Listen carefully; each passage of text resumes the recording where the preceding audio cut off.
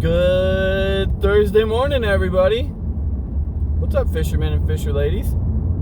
So, opening day is right around the corner, and I am very excited. Yes, finally, we'll get to open up to some other rivers. Again, check your state regulations and see what's available, what's open, special rules, and all that kind of stuff too. If you get in, cross paths with Fish and Game, it's always good to know the regulations so that you know what's going on. Plus, you got to find out what they are before you can go somewhere anyways. But I want to talk today about the flies you've again, it's my first day speaking. Welcome. Either have tied or bought.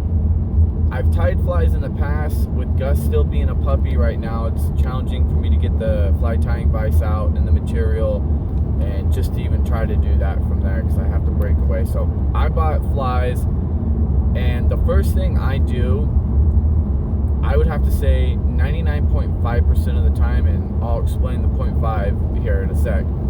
Immediately when I get done tying flies, or even when I tie a fly, I pinch the barbs right away. Because there's some waters I fish that barbs have to be pinched, and then there may not be waters where I don't have to pinch them. But for my general rule, for me personally, I always want to make sure I'm fishing ethically, even if I'm going to keep it. I just keep them pinched because I don't want to have to sit there and think about it, especially when I'm in the water. Is this pinched? Is it not pinched? It's just one less thing I have to do. So when you're out there on the water, you can cut your fly off, put a new fly on, and you can just go. So if you buy flies, I highly recommend that you pinch your barbs. If you're going to pinch them right away. So here's why I say 0.5% of the time. The other day I went to my local fly fishing shop, and they have a nice steelhead summer kit that has about 25 flies in it.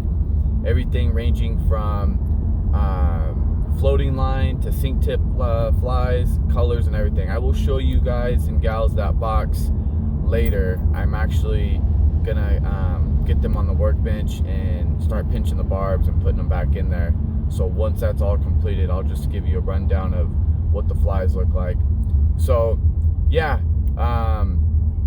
again, let me know if you can all confirm this, but I've heard people say from Fish and Game, if they come by and see that you do not have pinched barbs, they will give you a fine, if not take your gear.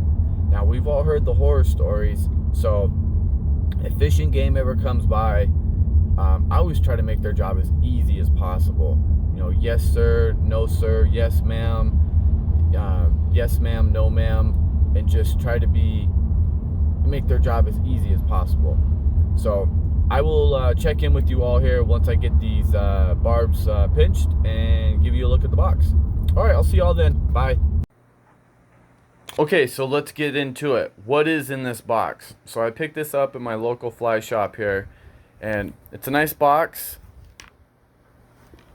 And this is, as it's labeled, summer steelhead box. So this is what I really like about this box here. You can see that it's neatly organized here on both sides, but what I like about it is in their description of the video, or in the on the website, is that it describes what the flies are. So everything on this side is primarily going to be for floating line. So obviously these two right down here are your heavy foam, get the light in there, your heavy foam dry flies, and then everything from here up is going to be what you're going to use on a floating line. And then again, this is what the description says on their website. And then these guys down here, these are all going to be what you're going to use on the sink tips from there. Try to straighten these out. So you can see we got a couple here. Gus off. Gus is trying to help. Gus off, buddy. Good boy. So in the video, or I'm sorry, in the on the website, they talk about using darker color flies on cloudy days and brighter colored flies on brighter days. So just to reiterate, in case I butchered that, I'm looking at my notes here. Dark flies on cloudy days or overcast, yes, and bright colored flies for bright colored days. So to me, I like this little kit because it takes all the guesswork out of it. You know, nothing's guaranteed when you're out there, but you can see that this is a great starter kit from there. Go to your local fly shop and ask them to help you put a box together. Now, this came already set. It's something they have already done on their own. But yeah, go to your local shop and ask them what flies, excuse me, first day speaking, what flies they would use during the summer, and they'll get you all set up there.